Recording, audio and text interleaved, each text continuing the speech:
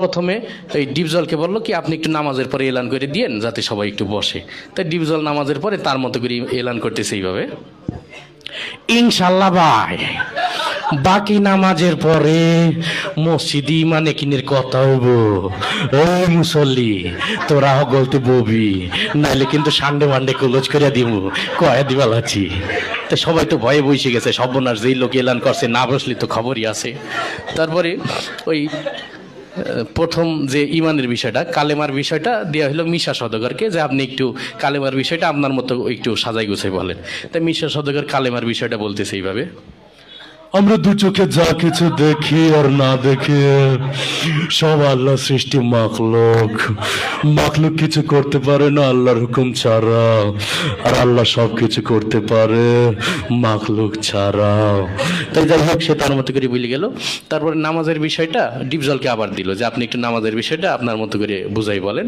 তাই ডিপজল নামাজের বয়ানটা করতেছে এইভাবে, এই আল্লাহ রসুল যেমতে যেমতে নামাজ পড়ছে আর সাহাবিগো হিকাইছে অমতেই নামাজ পড়তে হইব, বোঝো নাই মাসলাডা দুধু খা, ওই নৌসাব নামাজ হিকাই দিবি। যাই হোক সে তার মতো করে বললেও। তারপরে জিকিরের বিষয়টা দিয়ে হলো কাবিলাকে, যে আপনি একটু আপনার মতো করে কি জিকিরের বিষয়টা একটু বুঝাই বলেন।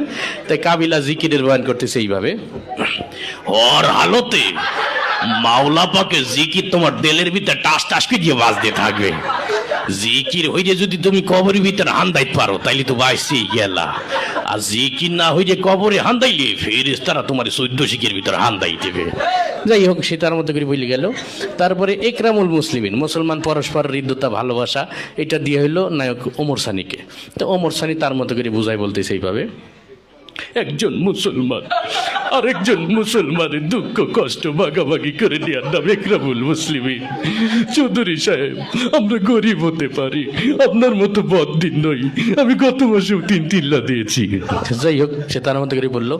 এরপরে ওই সহিনিয়ত, আমরা যা কিছু করবো একমাত্র আল্লাহকে রাজি খুশি করার জন্য করব, এটা দেওয়া হইলো নায়ক মান্নাকে। মরহুম মান্না এসে তার বয়ানটা করতেছে এইভাবে,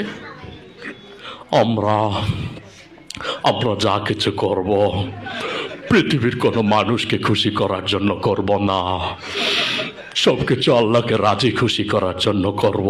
যাই হোক সে তার মতো করে বলে গেল। এরপরে তাবলিগের বিষয়টা দেওয়া হলো নায়ক রুবেলকে।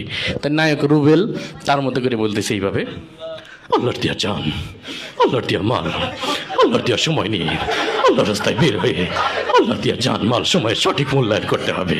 আর জেনে রাখি শয়তান, তুই যদি আল্লাহর দিয়া জান, আল্লাহর দিয়া মাল, আল্লাহর দিয়া সময় সঠিক মূল্যায়ন না করিস তুই বেঈমান হয়ে মারা যাবি, বেঈমান হয়ে মারা যাবি। এই ছিল আর কি বিষয়টা।